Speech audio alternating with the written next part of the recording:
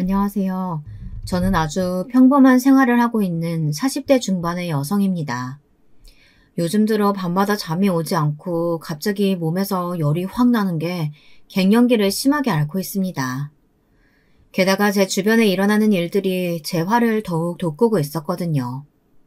예전에는 착하고 순하다는 말을 많이 들었었는데 저도 나이를 먹어가니 좀 드세지는 게 느껴지네요. 제 또래의 여성분들은 아마 고개를 끄덕이실 거라고 생각됩니다. 그런 복잡한 제 머릿속을 더 돌아버리게 하는 사건이 최근 일어났으니 여러분들에게 시원하게 고백하고 훨훨 자유로워지고 싶어서 이렇게 컴퓨터 앞에 앉게 되었습니다.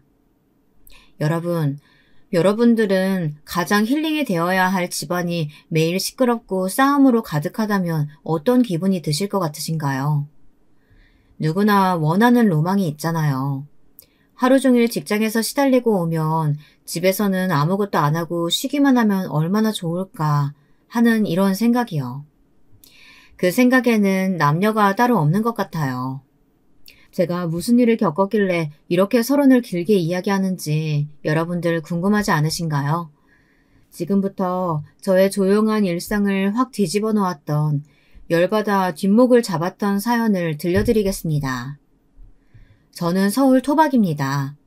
태어나서 회사에 들어가기 전까지는 수학여행 때 빼고는 다른 지방에 가본 적이 없거든요.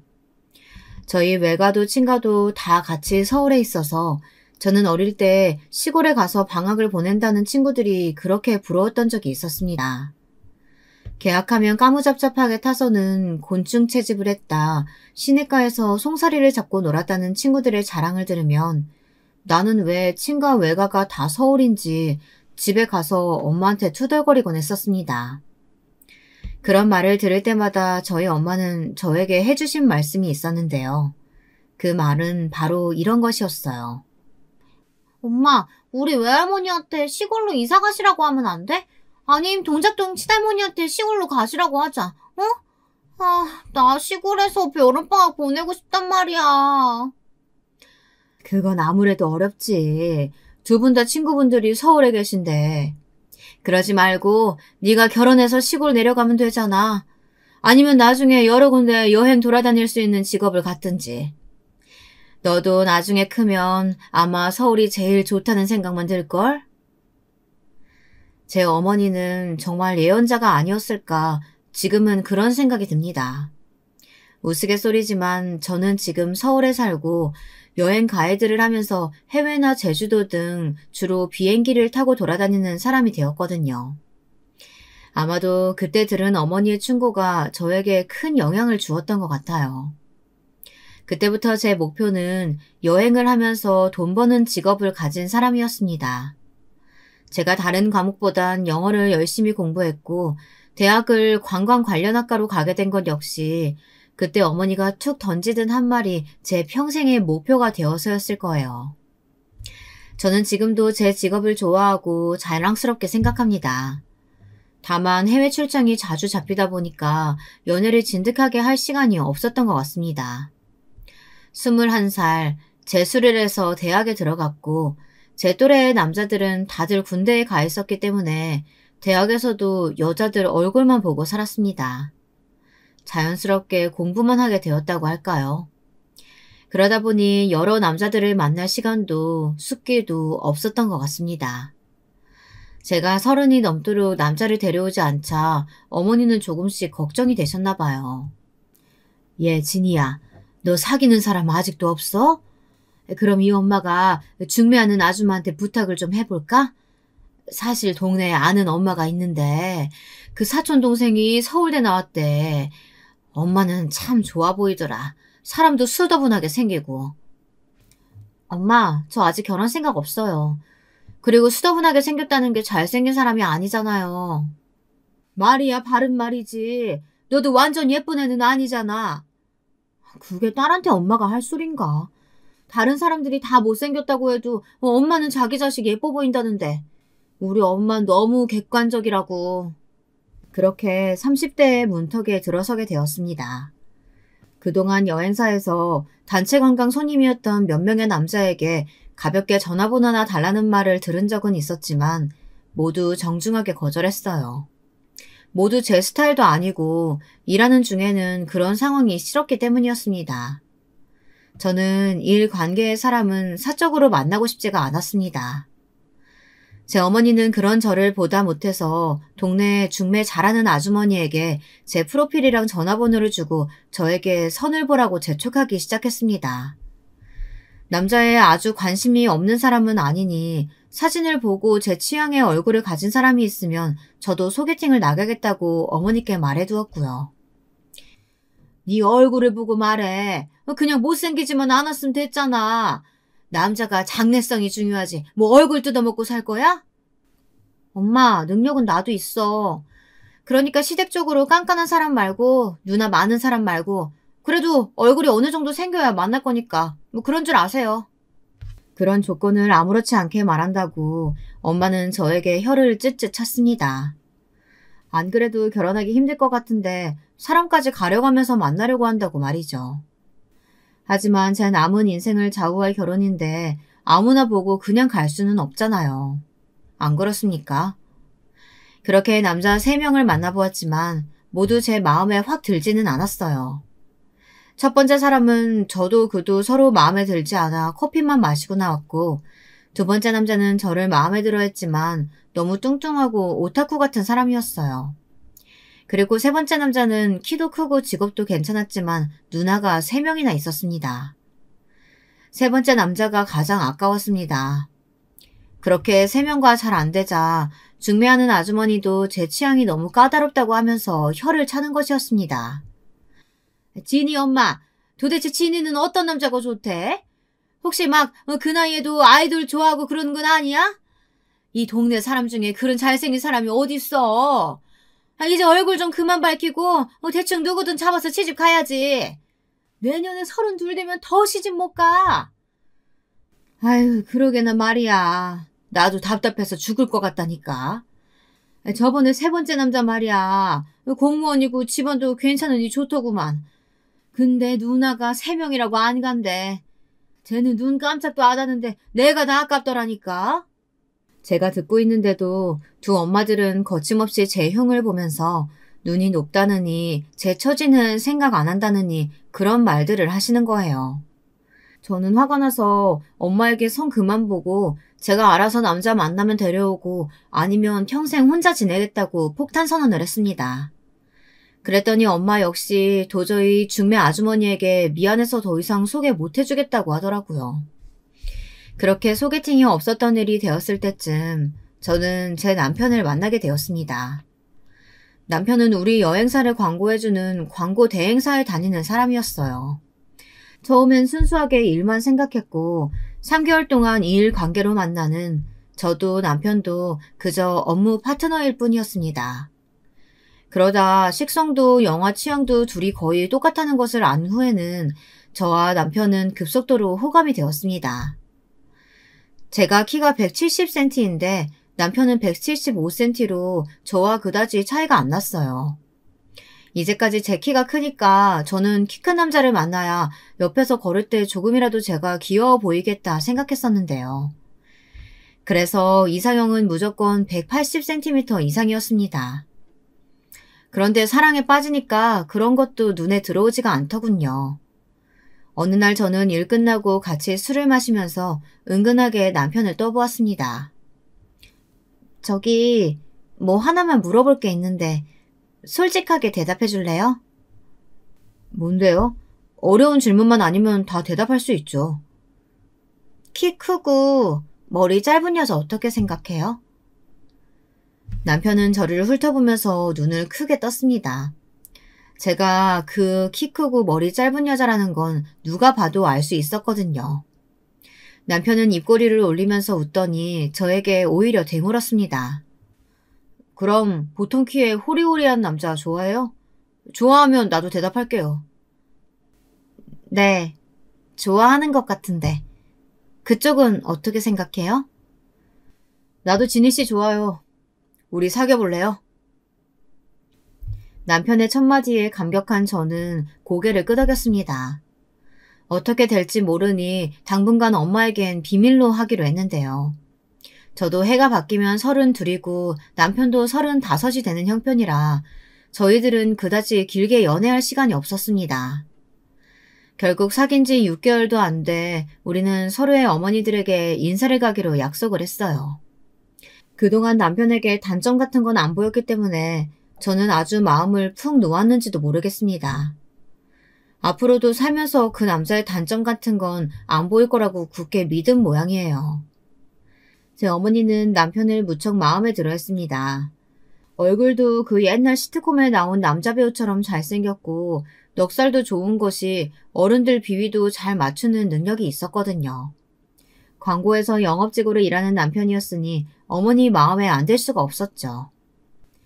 진이야, 너 진짜 눈 하나는 높다. 그동안 이 남자 데려오려고 이 엄마 속을 썩인 거면 인정할게. 난 무조건 마음에 들어. 예, 올해 내로 결혼하자. 엄마, 아직 그 사람 어머니한테 나 인사도 안 갔어. 근데 어떡하지? 나도 그 사람 어머니한테 마음 들어야 될 텐데 괜찮을까? 그럼 너 쌍꺼풀은 있으니까 인사 가기 전에 코 수술할래? 그 코만 좀만 더 높으면 너 완전 미인상이야. 요즘은 또 키 큰 여자도 괜찮잖아. 어머니의 권유에 저도 마음이 혹했습니다만 안타깝게도 시간이 그리 많지가 않았습니다. 지금 당장 수술을 한다고 해도 2주 안으로 붓기가 가라앉지 않을 게 뻔하니까요. 남편은 예비 시어머니에게만 잘 보이면 아버지는 무조건 찬성할 거라고 하면서 자기 집에서 제일 까다로운 사람은 어머니뿐이라고 했습니다. 그러면서 남편은 덧붙였어요. 자기는 다리가 예쁘니까 긴 다리를 돋보이게 해주는 옷을 입어봐. 검은색 정장 말이야. 그런 옷 입었을 때 난 자기가 제일 예뻐 보이더라고. 저는 남편의 말 맞다나 원피스 같은 하늘하늘한 옷이 전혀 없었어요. 그런 옷은 긴 머리에 청순한 이미지에나 어울리는데 저는 농구나 배구 선수 할 것 같은 느낌의 쇼커트한 머리였거든요. 난생 처음으로 남자친구 어머니에게 인사드리러 가는데 저라고 왜 안 꾸미고 싶었겠어요. 하지만 그 당시엔 여러 가지 여건이 되질 않았습니다.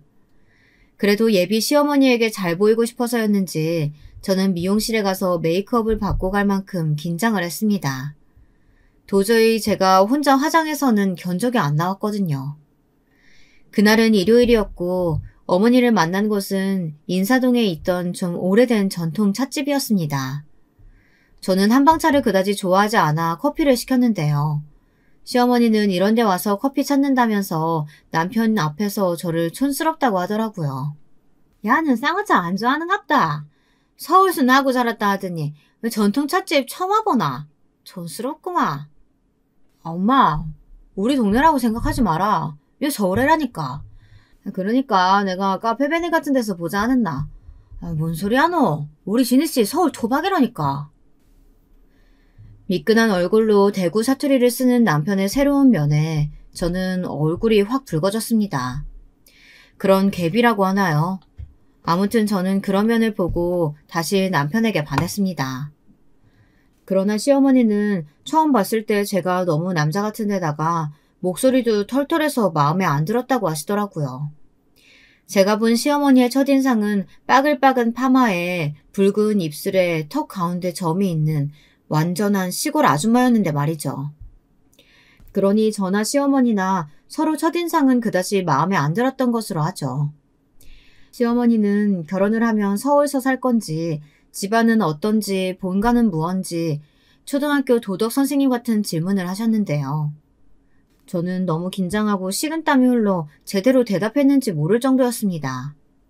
시어머니는 1시간 정도 그렇게 질문도 하고 저를 관찰하시더니 말씀을 하셨습니다. 뭐 너네들이 그리 죽고 못 산다 하니까 내 반대는 안 하겠는데 그래도 서울 산다고 시댁 안 내려고 모른 척하면 안 된다. 알았나? 그리고 야는 위로 형이 하나 있어. 근데 형이 아직 애인이 없다 아이가. 그러니 형이 장가 안 갔다고 네가 형을 밑으로 보면 안 된다. 알겠지? 네, 알겠어요. 어머님 감사합니다. 저희 집에서는 올해 내로 결혼했으면 좋겠다고 하시더라고요. 어머니 아버지가 제가 32이라서 곧 33 된다고 빨리 하라고 하셔서요. 그렇겠지. 왜 안 그렇겠나. 우리 애도 35 아이가. 그러니까 장가 안 간 형 있어도 여권 시키는 거라니까. 그런 줄 알아라. 이렇게 남편과 저의 결혼은 우여곡절 끝에 이루어졌습니다. 다행히 저나 남편이나 서울 중구에 직장이 있어 집은 그 근처로 잡았습니다. 버스로 10분 출퇴근 거리에 있는 방 2개짜리 빌라에서 처음으로 신혼살림을 차렸는데요. 남편은 집 보증금은 자기가 한다면서 꽉 믿으라고 큰 소리를 탕탕 쳤습니다. 하지만 결국은 예산보다 모자라서 3분의 1은 제가 됐고요. 게다가 남편 자취방에 있던 가전들을 TV만 빼고 거의 다 가져오다시피 했습니다. 그래도 남편이 TV는 새 평면 TV로 사야 되지 않겠느냐고 말하더라고요. 시댁은 대구에서 쭉 살다 아버님이 사업하다 한번 망해먹은 적이 있다고 합니다. 그 후 경산으로 쫓기듯 이사를 갔는데 집안에 돈이 하나도 없었거든요. 그래서 남편이 취직하고 모았던 돈으로 알아서 신혼집도 구하고 살림은 있는 거 쓰다가 나중에 하나씩 바꾸자고 하며 미안해 하더라고요. 저희 시댁은 결혼식 할 때 몸만 오셔 식사하시고 사진 찍어주시고 그러고 가신 거나 다름이 없었습니다. 아주버님은 시부모님 모시고 기차로 올라와서 남편에게 연신 고개를 숙였습니다. 자기도 농사 짓는 사람이라고 동생 결혼 때 아무 힘도 못 대주는 것이 미안하다고 말이죠. 그때는 그저 이 남자와 결혼할 수 있다는 것만으로도 벅차고 기뻐서 시댁에 돈이 없다는 것이 얼마나 중요한 일인지 생각도 못했습니다. 제 부모님은 신혼살림 사라고 2천만 원을 보태주셨지만 그건 역시 집 전세 얻는데 다 쓰고 말았거든요. 그 때문에 결혼 앨범도 저희들이 셀프 촬영으로 만들고 남편 친구 중에 사진 전공한 사람이 있어 부탁드려 제주도 신혼여행 가서 야외 사진도 찍었습니다. 그때 당시엔 그렇게 하는 가난한 커플들이 많았던 걸로 기억합니다.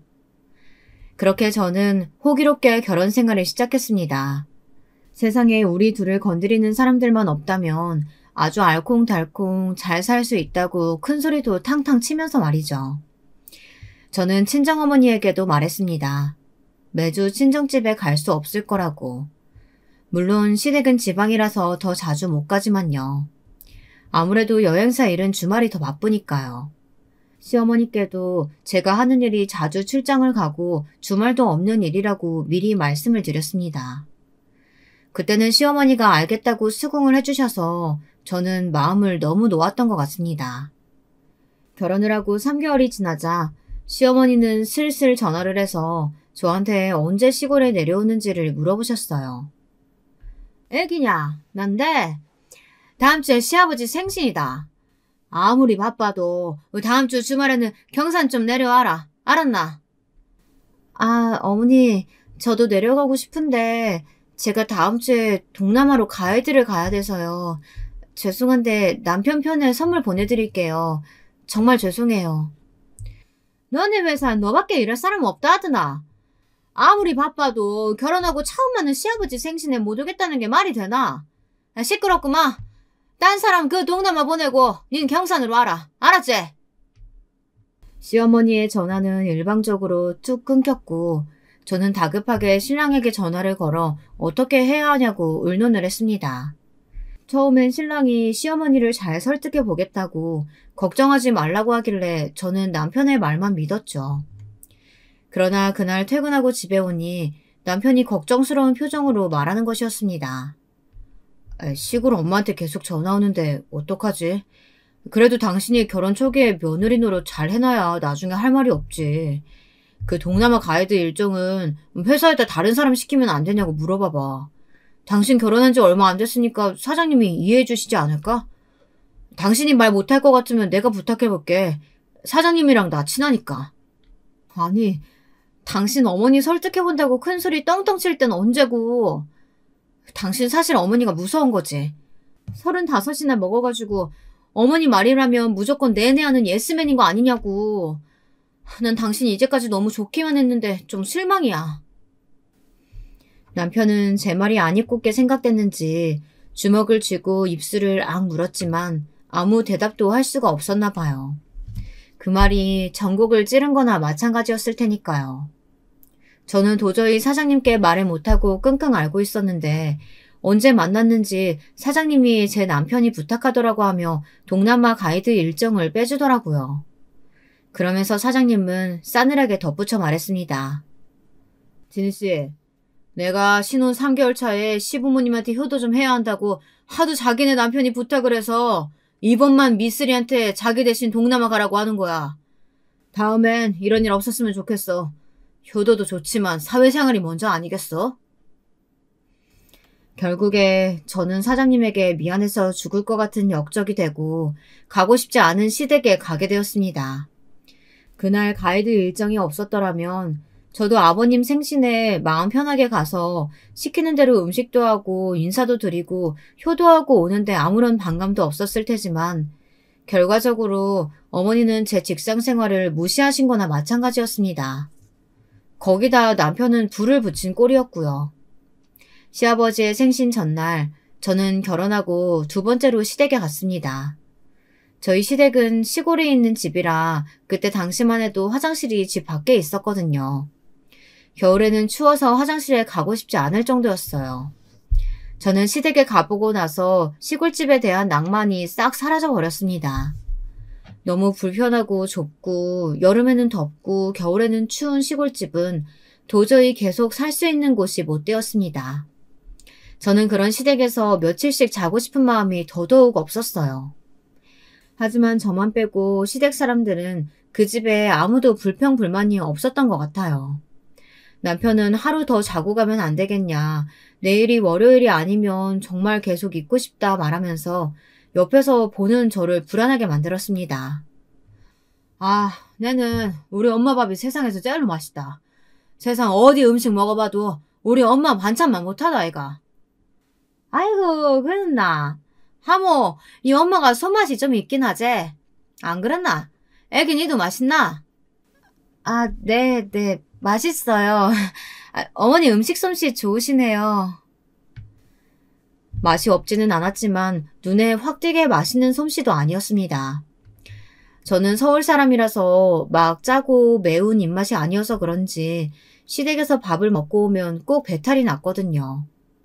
게다가 시어머니는 먹던 것을 그대로 넣어 냉장고에 보관하시고 덜어서 먹는다는 개념이 없는 것 같았어요. 그저 그릇째로 어떨 때는 랩을 씌우는 것조차 잊어버리기도 하셔서 냉장고에서 말라붙은 반찬 찌꺼기 같은 것들이 많았습니다.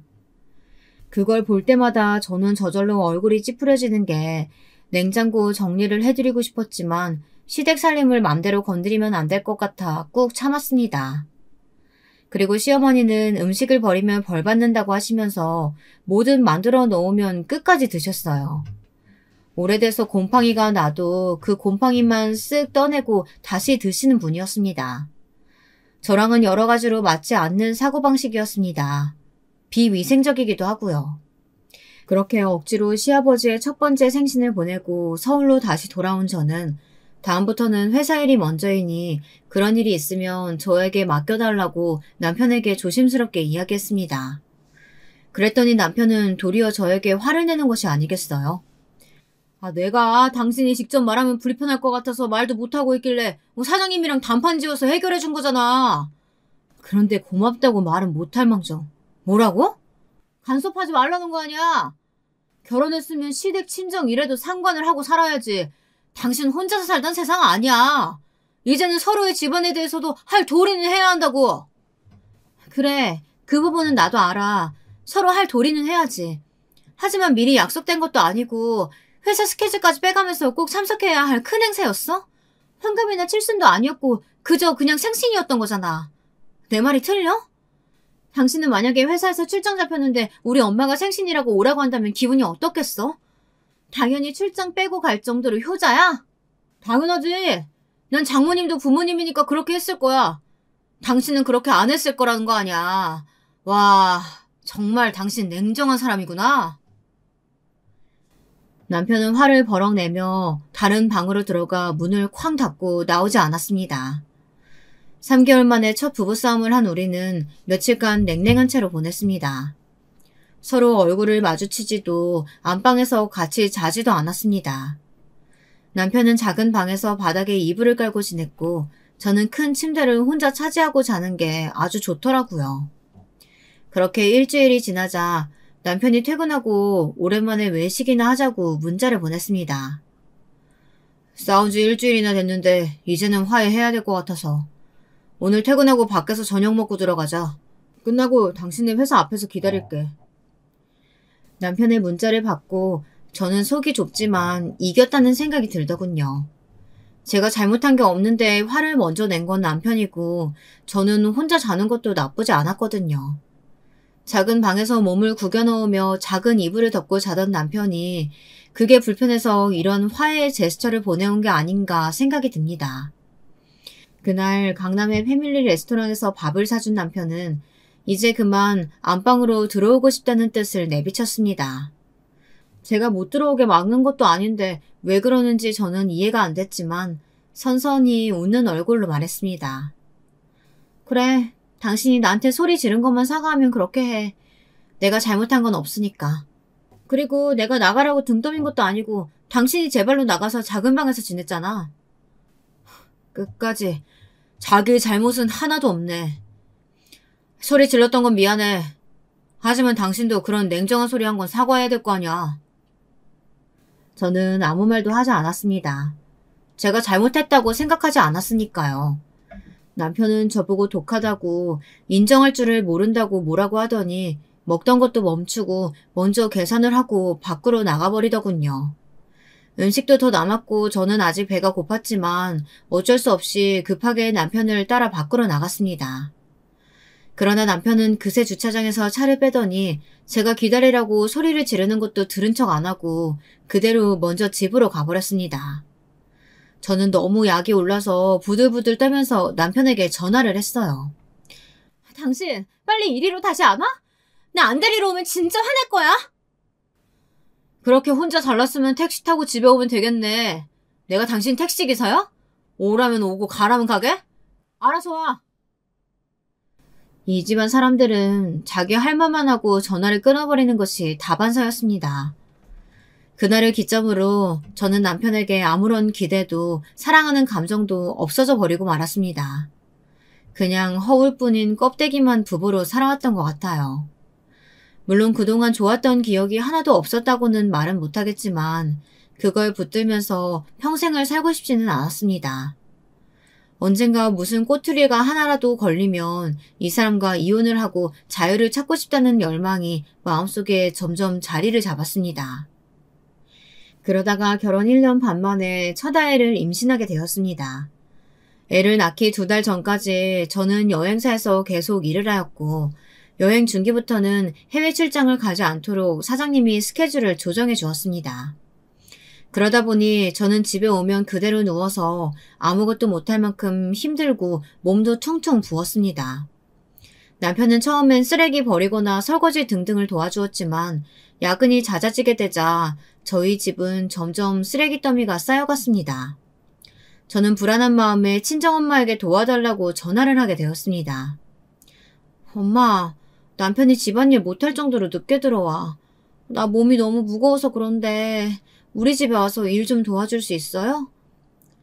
그래, 알았다. 내일 아침 일찍 갈게. 진작에 얘기를 하지. 너 혹시 어디 아픈 거 아니니? 산부인과라도 한번 가보자. 내일은 월차라도 내. 친정엄마의 걱정 가득한 목소리에 전화를 끊고 나자 저는 눈에 눈물이 차올랐습니다. 이런 때에 집에 없는 남편에게 서운한 마음, 그리고 친정엄마에게 미안함에 서러운 마음이 파도처럼 밀려왔습니다. 저는 엉엉 소리내어 울다 목이 막혀 꺽꺽대고 결국은 화장실에 가서 울다 토하기까지 했습니다.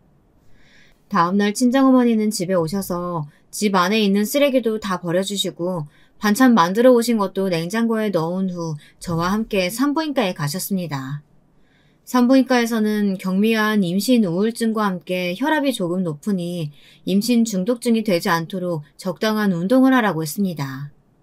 산후 휴가를 받기 전에 밀린 일들을 다 하려고 하다 보니 매일 외식만 하고 운동도 8개월이 되도록 한 번도 안 했으니 어쩌면 당연한 결과였습니다. 내가 너 애기 낳을 때까지 너희 집에서 살림 좀 해줄까? 네 아빠한테 허락만 받으면 그럴 수 있을 것 같은데. 너도 네 남편한테 한번 얘기해봐. 정말? 엄마가 그래주면 난 참 좋은데 아버지가 괜찮을까? 2달간 아버지 혼자 밥해서 드실 수 있을라나? 친정엄마는 아버지에게 이야기해보고 다시 오시겠다고 하면서 친정으로 돌아가셨습니다. 하지만 친정아버지는 출가했으면 죽이 되든 밥이 되든 너희들이 알아서 하라면서 엄마를 저희 집에 보내주지 않으려고 하셨습니다. 저는 아버지가 좀 원망스러웠지만 어쨌든 아버지도 어머니가 필요하신 것 같으니 어쩔 수 없다고 생각했죠. 집안에는 도움이 하나도 안 되고 있는 남편이 있어서 문제였죠. 그렇게 일주일간 밤 10시 넘어 퇴근을 하다가 저는 임신 중독증으로 쓰러져 입원을 하게 되었습니다. 제가 응급으로 대학병원에 입원을 하고 거기서 출산까지 쭉 이어지는 동안 남편은 친정집에 들어가서 1달간 출퇴근을 했다고 하더군요. 신혼집은 중구이고 친정은 강남이라 좀 멀기는 했지만 혼자서 집안일 하면서 밥 먹고 다닐 자신이 없어 친정 아버지 눈치 보면서라도 몸은 편하게 지내고 싶었다고 나중에 그러더라고요. 참 못난 사람이죠. 혼자 자취도 했었던 사람이 결혼했다고 집안일에서 손을 놓고 싶어 하다니. 참 시어머니가 저렇게 오녀오녀 키운 건 아닌지 의심이 되더라고요. 제 첫 아이는 미숙아는 아니었지만 3kg이 채 되지 않는 저체중으로 태어났습니다. 남들은 하루에 4끼씩 먹는다는 임신 말기에 거의 밥도 못 먹고 일만 했었던 저 때문이죠. 애를 낳고 나니 그렇게 시원할 수가 없더군요. 저 또 3개월만 먹이고 다시 복직할 준비를 했어요. 저는 계속 여행사 일을 하고 싶었기 때문이었습니다. 그런데 제 복직은 시어머니의 거센 반대에 부딪히고 말았습니다. 복직을 앞둔 어느 날 어머니는 저에게 직접 전화를 걸어 청천벽력 같은 말씀을 하시는 것이었어요. 야야, 애가 되게 작다면서? 그러면 이번 참에 회사 그만두고 집에서 애나 키워야 하는 거 아이가? 우리 가무 첫 손주 낳은 거나 마찬가지인데 귀한 손주 남의 손에 어떻게 맡길 수가 있나? 그러니 대강 바깥 일 쪽은 마무리하고 이제 집안일 단디하고 애 키워라. 저는 시어머니의 말을 들으면서 어이가 없었습니다. 집을 얻을 때 돈도 한 푼 안 보태주셨고 결혼식 준비할 때도 도움 한 번 주시지 않았던 시댁에서 할 말은 아니지 않나요? 아직 좋은 아파트로 이사도 못 갔는데 애는 하나 늘어났고 앞으로 2배로 돈을 더 벌어도 모자랄 판에 외벌이를 하라뇨. 어머님, 그럼 제가 집에서 애 키울 테니까 우리 청약통장 적금 드는 거 어머니가 보태주실래요? 한 달에 20만 원씩 넣고 있는데 그 정도는 주실 수 있으시죠? 그리고 애 키우게 되면 돈이 얼마나 많이 드는데요. 남편 월급이 100만 원 이상 오르지 않으면 저는 집에서 애만 볼 수가 없어요. 그것도 최소한으로 말씀드린 거예요. 뭐라고? 아니 그럼 시골로 내려오면 되는 거 아이가?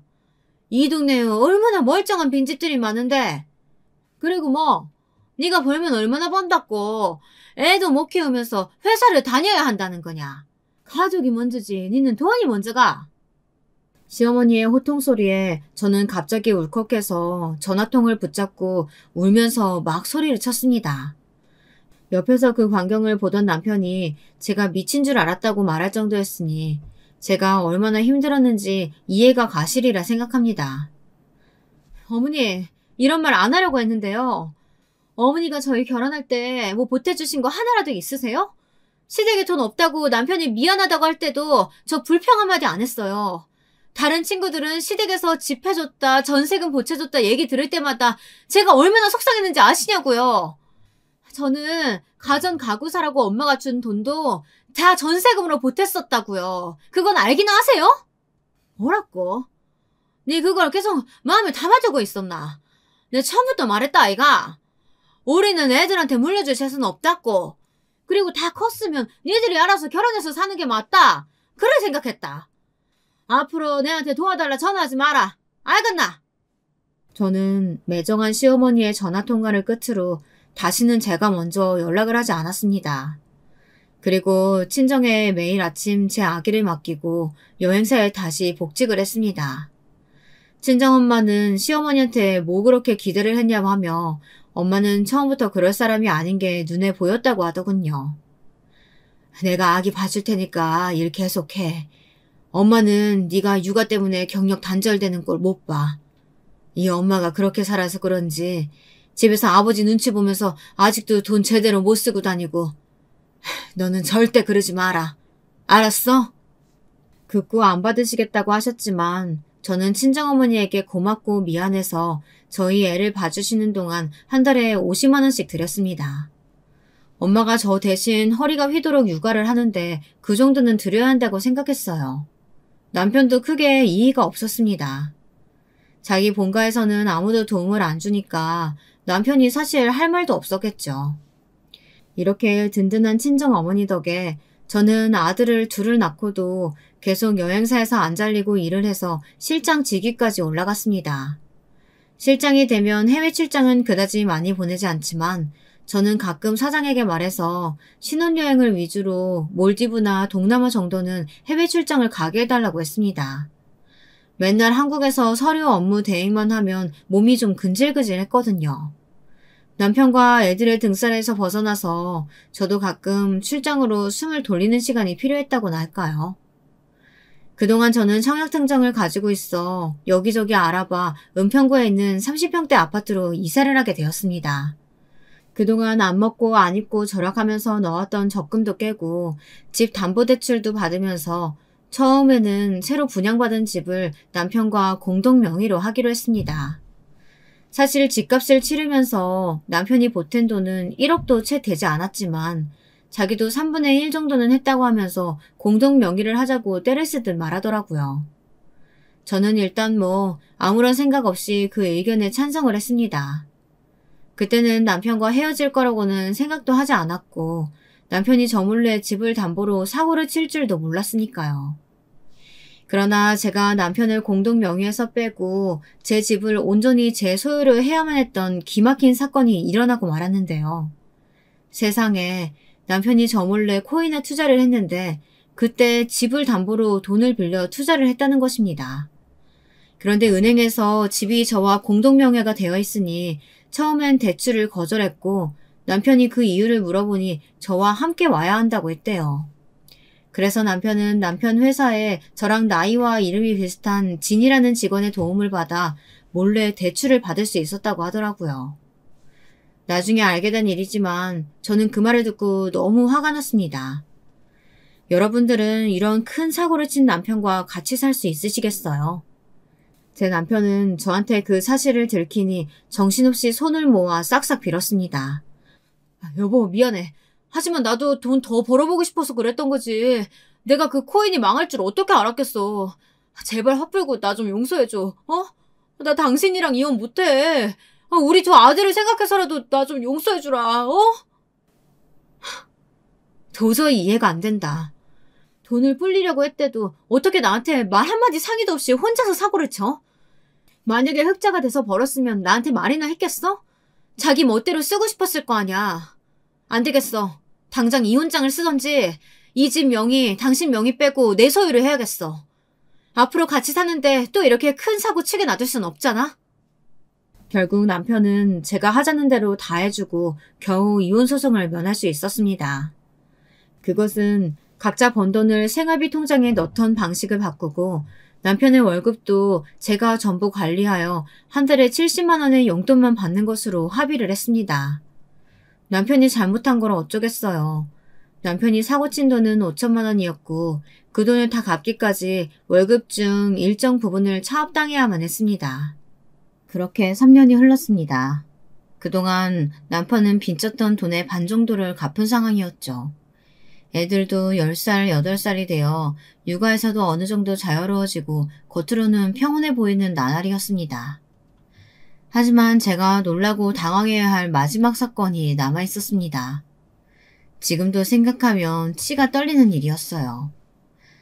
그날은 제가 오랜만에 필리핀으로 해외 출장을 마치고 집으로 돌아온 날이었습니다. 오후 8시 비행기로 한국에 들어와서 공항 택시를 타고 지친 몸으로 집에 돌아온 저는 뜻밖의 인물이 제 집안에 들어있는 것을 보고 경악했습니다. 그녀는 안방을 떡하니 차지하고 제 남편과 함께 술을 마시며 웃고 있다가 저를 보더니 말했습니다. 혜미, 너 왔나? 내 진작 말하려고 했는데 너 출장 가기 전에 나 이혼하고 집 나왔다. 그래서 갈 데 없어 이리로 왔다 아이가. 내 여기서 좀 살랐고, 왔으니까 안방 나한테 주고, 니는 애들 방 가서 자라. 네, 여러분들이 짐작하시는 대로 그 불청객은 바로 저희 시어머니였습니다. 며칠 계시다 갈 것도 아니고 아예 눌러 산다고 하는 말을 듣고 나니 저는 어지러워서 잠깐 비틀거릴 수밖에 없었습니다. 안 그래도 피곤해 죽겠는데 이런 어이없는 말을 들으니 정신이 하나도 없더군요. 저는 시어머니 옆에서 웃고 있는 남편에게 손짓을 해서 방 밖으로 불러내 도대체 어떻게 된 일이냐고 따졌습니다. 아니, 어머니가 이혼하셨다고 해서 우리 집으로 오라고 하면 어떡해. 그리고 어머니 이혼한 거 맞긴 맞아? 그럼 어머니 말 안 믿어? 자식 새끼가 돼서 이혼하시고 갈 데 없다는 어머니를 어떻게 해? 쫓아내? 당연히 오시라고 해야지. 나랑 애들 불편할 건 생각도 못해? 당신이야 시어머니가 불쌍하겠지. 하지만 나는 이런 일이 전혀 놀랍지 않아. 어머니 성격에 아버지한테 매일 얼마나 닥달하고 괴롭히고 했겠어. 그러니까 어머니가 이혼당하신 거 아니야. 당신은 시어머니랑 성격 꼭 닮아서 서로를 몰라. 뭐라고? 이게 말이면 단줄 하나. 어디 시어머니 앞에서 미친년처럼 소리를 질러. 남편은 제가 소리를 바락 지르며 대들자 참지 못하고 제 뺨을 때렸습니다. 눈앞에서 불이 번쩍하더군요. 부부가 싸우는 소리에 저희 애들 둘 다 달려나와 큰애는 아버지 다리를 붙잡고 둘째는 제 다리를 잡으면서 소리를 지르기 시작했습니다. 애들이 둘 다 제 편을 들자 남편은 더 화가 나서 애들을 흔들어 다리에서 떨어뜨리고는 저를 돌려세워 아예 멱살을 잡았습니다. 애들이 주저앉아 엉엉 울기 시작하자 시어머니는 그제야 안방에서 나와 저한테 소리를 지르더라고요. 니는 이 노인네 불쌍하지도 않나? 내 밤중에 어디 가라고 입 집안에서 날리고 어디서 못 배워먹은 티를 내갖고 이 집은 우리 아들 거다. 그러니까 나가려면 네가 나가라. 애들도 시끄러워 꼴도 보기 싫다. 다 데리고 나가라. 이 집이 왜 당신 아들 거야? 이 집 명의 내 거니까 나가려면 당신들 모자가 나가. 당신 아들이 나 몰래 코인 투자해서 우리 집 말아먹을 뻔했던 건 알아? 저 인간이 말 안 했어? 그리고 이 집 처음부터 저 인간 혼자 명의도 아니었어. 공동 명의였다가 저 인간이 빚을 5천만 원이나 져서 뺏긴 거지. 이제는 이혼밖에 답 없어. 뭐라고? 그게 정말이야? 아들, 네가 대답해봐라. 시어머니는 눈이 휘둥그레져서 제 남편에게 삿대질을 하며 화를 냈습니다. 당연히 남편은 입이 있어도 말을 못했고요. 시어머니는 제자리에 풀썩 주저앉아 울기 시작했습니다. 아이고, 남편 잃고 아들밖에 비빌 데 없어 왔더니 아들 새끼도 병신이었네. 어째 내 일이 발전을 기구하노? 다 알았으면 당신, 이제 내 시어머니도 아니니까 당장 당신 아들 데리고 이 집에서 나가. 둘 다 꼴도 보기 싫어. 제가 왜 아무 잘못도 없이 안방을 뺏기고 시어머니를 모시고 살아야 되나요? 시어머니도 남편도 저를 기만하고 몰래 사고치고 다닌 것을 생각하면 진작 헤어졌어야 하는데 지금이라도 헤어질 결심을 하고 나니 속이 다 시원하더라고요. 저는 그 다음 날부터 남편과 이혼을 하기 위해 변호사와 상담을 시작했습니다. 시어머니는 당장 갈 데가 없으니 아예 얼굴에 철판을 깔고 제 집에서 먹고 자는 대신 집안일을 조금씩 하셨습니다. 아마도 이렇게 지내다 보면 제가 두 사람을 용서해 줄 거라고 안일하게 생각했겠죠. 그러나 저는 그럴 생각이 없었습니다. 저는 매일 출근하기 전에 시어머니에게 오늘은 집에서 나가시라고 말했습니다. 그리고 퇴근하면 아무 말도 없이 애들을 데리고 안방에 들어가 잠을 잤습니다.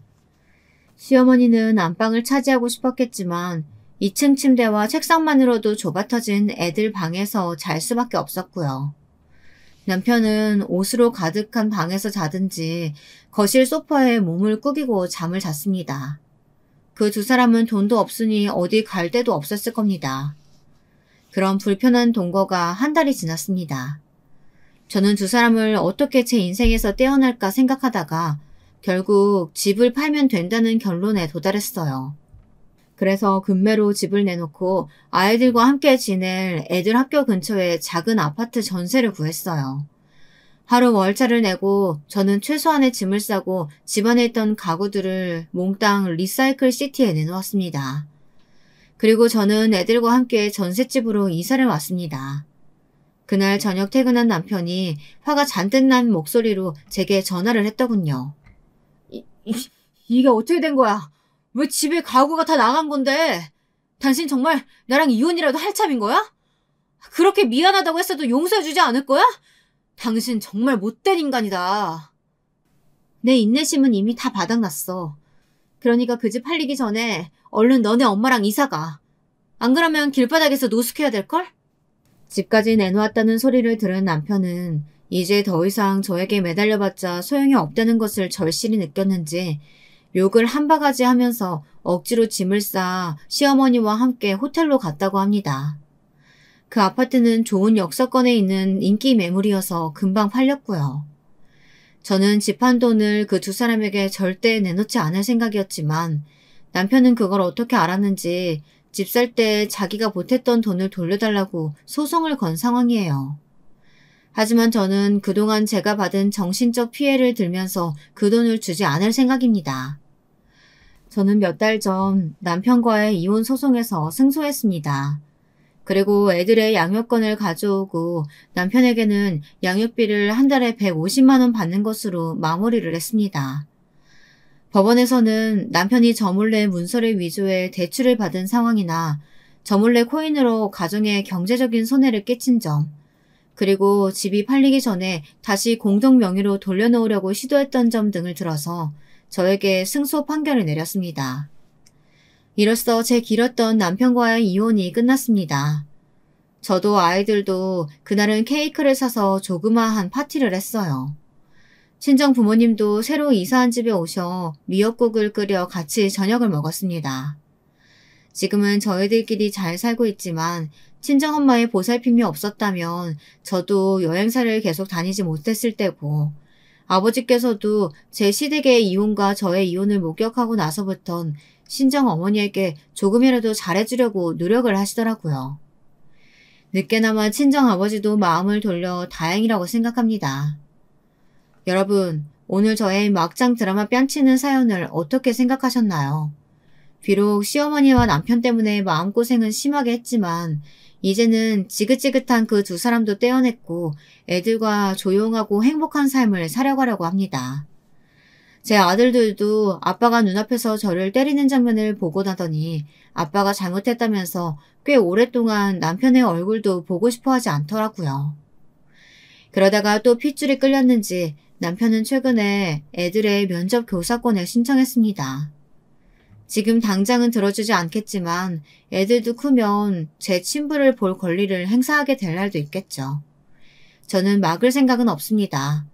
하지만 시댁에서 애들 친권을 뺏어가려고 한다거나 내 아빠가 애들을 양육하겠다고 나서는 것만은 막을 생각이에요.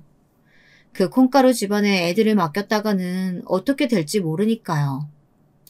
저는 이번 일을 겪고 나서 사람 보는 눈을 조금 키웠다고 생각합니다.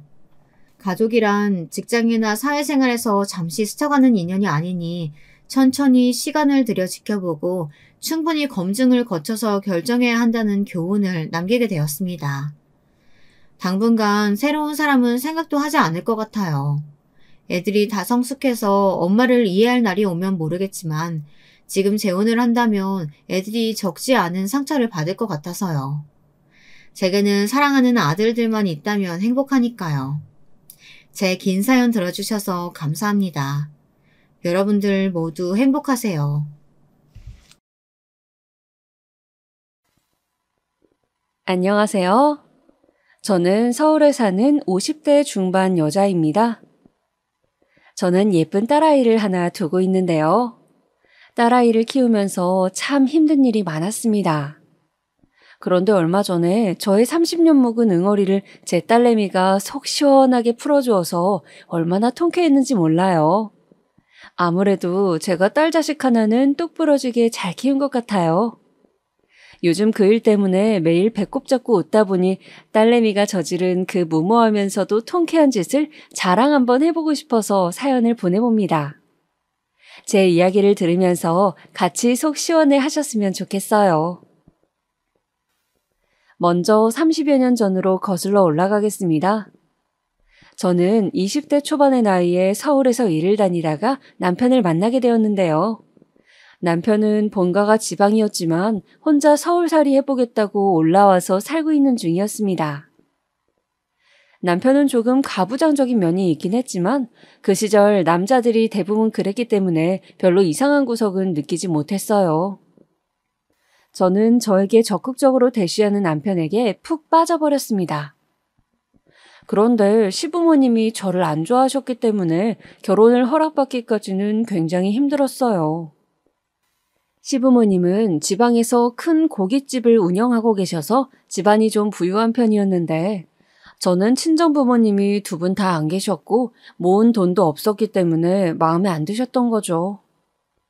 남편은 처음에 결혼을 반대하시는 시부모님 등살에 휘둘리는 듯 하더니 얼마 못 가 다시 고집을 피우는 바람에 결국 결혼을 허락받게 되었습니다.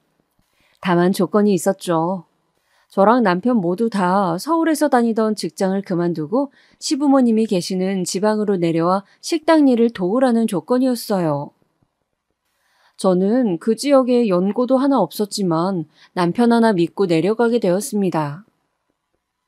그리고 결혼 후 얼마 지나지 않아 저는 임신을 하게 되었습니다. 임신한 몸인데도 불구하고 시어머니의 시집살이는 정말 상상도 못할 수준이었습니다.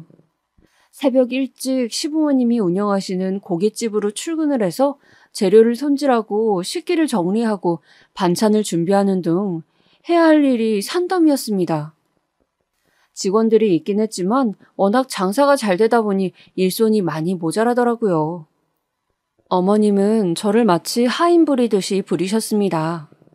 입덧이 심해 음식 냄새만 맡아도 헛구역질이 올라오는 상태에서도 갈비탕용 고기를 손질하고 손님 상에 갈비를 구워야 했습니다. 고기 비린내에 손님 앞에서 구토를 할 뻔한 적도 여러 번 있었지만 식당 한켠에 서서 저를 매섭게 노려보고 계신 어머님 때문에 속으로 삼키느라 얼마나 힘들었는지 모르겠습니다. 그리고 불판을 닦는 일은 보통 남자들이 하는데 어머님은 저한테도 시키시더라고요. 쪼그려 앉는 게 힘들어서 잠깐 엉덩이를 들거나 팔이 너무 아파 속도가 조금이라도 느려지면 가차없이 불호령을 내렸습니다. 저는 20대 초반 그 어린 나이에 호랑이 같은 어머님이 너무 무서워서 시키는 대로 할 수밖에 없었어요. 매일매일 식당 영업이 끝나는 그 시간까지 고된 노동이 이어졌습니다. 중간에 잠깐 직원들끼리 다 같이 쉬는 시간이 있었는데 그마저도 어머님이 저를 못 쉬게 하시고 이것저것 심부름을 시켜대는 통에 과로로 쓰러질 뻔한 적도 여러 번 있었죠. 저는 그때마다 이를 악물고 버텼습니다. 언젠가는 어머님께 이 집 며느리로 인정을 받겠다는 각오로요. 물론 밤마다 서러워서 울긴 했습니다만 운다고 달라지는 건 없더군요. 식당 영업이 끝나고 집에 돌아오면 쌓인 집안일을 하느라고 쉴 수가 없었어요. 집안일은 모두 제 차지였기 때문에 쌓인 집안일까지 모두 하고 잠에 들면 겨우 3시간 남짓 자고 다시 식당에 출근해야 했습니다. 남편은 안 도와줬냐고요? 말도 마세요. 남편은 연애할 땐 몰랐는데 알고 보니 곱게 자란 도련님의 마마 보이더라고요. 외동아들이라고 워낙 아끼는 탓에 손에 물 한 번 묻혀본 적 없었고 식당에서도 지배인이라면서 카운터에 서서 손님들한테 인사나 하고 계산이나 하는 쉬운 일만 했습니다. 제가 너무 힘들다고 남편한테 하소연도 해보았지만 워낙 마마보이라 지엄마 편만 들더라고요. 그리고 몇 달이 흘러 배가 점점 불러서 숨도 차고 거동이 불편해졌는데도 어머님은 계속해서 저에게 일을 시키셨습니다. 배부른 몸으로 식당에서 음식을 나르고 고기를 굽고 있으면 오히려 손님들이 더 안쓰러워하시곤 했어요. 그러면 어머님은 손님들에게 원래 임신했을 때 움직이고 해야 애가 쑥쑥 잘 나온다니까요. 그리고 얘가 워낙 튼튼하니 걱정 안 해도 돼요. 라고 하시곤 했죠. 그러고선 뒤에 가서 저한테 너만 애 뱄냐면서 유난 떨지 말라고 구박을 하셨어요. 특히 제일 심하게 구박하셨던 건 아들 못 낳으면 쫓겨날 각오하라는 구박이었죠. 남편이 외동아들이다 보니 대를 이어야 한다면서 정말 임신 기간 동안 몇 번을 윽박지르셨는지 몰라요. 너는 아들 낳기 전까진 우리 집 며느리로 인정받을 생각이랑 하지 말어라. 네가 가진 게 있냐? 뭐가 있냐? 아들도 못 낳는 년은 이 집 개보다도 못한 년이야. 알아들었냐? 저는 그런 말을 들을 때마다 혹시나 뱃속의 아이가 딸일까봐 초조해서 견딜 수가 없었어요. 아들 낳는 게 제 맘대로 되는 것도 아닌데 혹시나 영원히 이 집 며느리로 인정받지 못할까봐 매일 마음을 졸였습니다. 그리고 밤마다 뱃속의 아이에게 울면서 사과했어요. 제가 배를 어루만지면서 속삭이면 뱃속의 아이는 말을 알아듣기라도 한 듯 배를 발로 차거나 꾸물거리곤 했습니다. 그럼 저는 눈물을 닦고 마음을 다시 추스렸습니다. 이런 저의 곁에는 제 편이 한 명도 없었기 때문에 매일 혼자 마음을 굳게 먹고 스스로를 위해야만 했습니다. 남편마저 어머님 편이니 얘기할 사람이 없어서 더 답답하더라고요. 그래서 저는 임신 6개월쯤부터 일기를 쓰기 시작했습니다. 오늘 하루 동안 서러웠던 일, 힘들었던 일들을 일기장에 또박또박 적다 보면 하루 동안 쌓인 한이 제 마음속을 빠져나가 일기장에 차곡차곡 쌓이는 느낌이었습니다. 이렇게라도 마음속에 있는 이야기를 꺼낼 수 있게 되니 조금은 해소가 되더라고요. 일기장은 혹시나 누가 볼까봐 결혼할 때 가져온 제 짐 속에 숨겨두었습니다. 그렇게 일기장은 매일매일 조금씩 채워져 임신 막달 때에는 노트 5권 분량은 좋게 되더라고요. 그리고 저는 만삭 때까지 그렇게 모진 구박과 시집살이를 견디며 살다가 초겨울의 어느 날 10시간의 힘든 진통 끝에 아이를 낳게 되었습니다. 하늘이 무심하게도 아이는 딸이었어요. 이제 막 나온 피덩이 아이를 본 어머님은 딸이라는 걸 알자 혀를 끌끌 차더니 고개를 획 돌리곤 나가셨습니다. 남편도 어머님을 따라서 나가버리더라고요. 저는 아이에게 미안한 마음에 서럽게 울 수밖에 없었습니다. 그리고 어머님은 항상 저에게 하던 그 말씀이 진심이었는지 기어이 그 말씀을 지키시더라고요. 출산하고 몸조리도 하지 못한 채 골골대며 아이 보랴 집안일 하랴 정신없던 저는 그 추운 날 시댁에서 쫓겨나고야 말았습니다. 어머님은 제가 아이를 낳은 후 저에게 말도 섞지 않고 매일매일 무섭게 노려보기만 하시더니 출산한 지 한 달 정도 지난 어느 날 저에게 다짜고짜 짐을 싸서 집을 나가라고 소리치시더라고요. 이년아, 너 내가 했던 말 기억나지? 너같이 아들도 못 낳는 년은 이 집 개보다도 못한 년이라고. 개는 새끼라도 잘났지 너는 도대체 뭐냐? 나는 고추 안 달린 손주 새끼는 필요 없으니 애 데리고 썩 꺼져라. 어머님의 호통에 아이도 놀라서 울고 저도 놀라 주저앉고 말았습니다. 저는 아이를 안은 채 어머님의 바짓가랑이를 붙잡고 매달렸어요. 어머니, 한 번만 봐주세요. 친정도 없는 제가 여기서 나가면 어디서 살아요? 우리 수진이는 어떡하고요? 어머니, 제발요. 제가 더 잘할게요. 한 번만 봐주세요. 네, 어머니. 어머님은 제가 울고불고 매달리는데도 매정하게 저를 외면하시더라고요. 그러고선 가방 하나를 던져주며 여기에 짐 싸서 당장 나가라고 하시더군요. 저는 어머님께 아무리 애원해봐도 안 통하자 아버님께도 매달려 보았지만 소용이 없었습니다. 아버님은 워낙에 결혼 초기부터 방관자였기 때문에 저에게도 관심이 없으셨어요. 저는 결국 하나 남은 희망, 남편에게 애원을 해보았습니다. 남편만큼은 자기 아내와 자식을 버리지 않을 거라는 신락 같은 희망을 가지고요. 여보, 나랑 수진이 버릴 거야? 여보, 제발 나 좀 살려줘. 나 여기 나가면 우리 수진이랑 어떻게 살아? 제발, 여보. 남편은 어머님 옆에 딱 붙어선 제 말을 들은 척도 안 하더라고요. 결혼 전에 저한테 제발 결혼하자고 그렇게 적극적으로 밀어붙이던 그때 그 남자가 맞는지 믿어지지 않더군요. 결혼 후에 남편이 어머님 편만 들고 어머님 말이라면 껌벅 죽는 줄은 알았지만 이렇게 아무렇지 않게 자기 자식을 버리는 사람일 줄은 몰랐습니다. 결국 저는 남편의 외면을 더 이상 아무 말도 못하고 주저앉아 울 수밖에 없었습니다. 한참을 주저앉아 하늘이 무너져라 서럽게 울던 저를 어머님이 빨리 짐을 싸라며 방으로 끌고 들어가는 통에 어쩔 수 없이 눈물을 닦고 짐을 싸기 시작했습니다. 결혼할 때 가져온 게 없어서 어머님이 주신 가방에 짐이 다 차지도 않더라고요. 제 옷가지와 화장품, 돈도 들어있지 않은 지갑, 그리고 아기 기저귀랑 옷 몇 개가 다였습니다. 그리고 숨겨놓았던 일기장을 꺼내 가방 안에 고이 넣었습니다. 어머님께 하루만 더 있다가 가면 안 되냐고 빌어보았지만 꿈도 꾸지 말라면서 제 등을 떠미시더라고요. 이렇게 급하게 쫓겨날 줄은 생각도 못하고 아기용품도 넉넉하게 사놓지 않았는데 저는 몰라도 이 추위에 겨울옷 한 벌 없이 떨어야 할 아이가 걱정되어 어머님께 마지막으로 한 번 더 애원해 보았습니다.